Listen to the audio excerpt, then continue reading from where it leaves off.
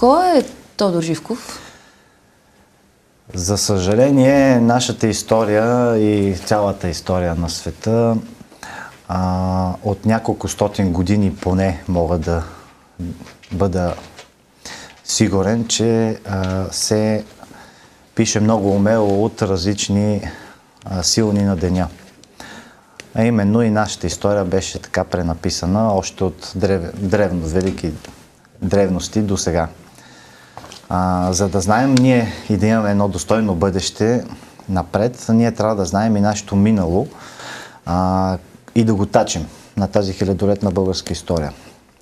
Тодор Живков не е случайен човек, не случайно управляваше толкова години, управлявал толкова години и не случайно Тодор Живков е имал тази възможност да има неприкосновенност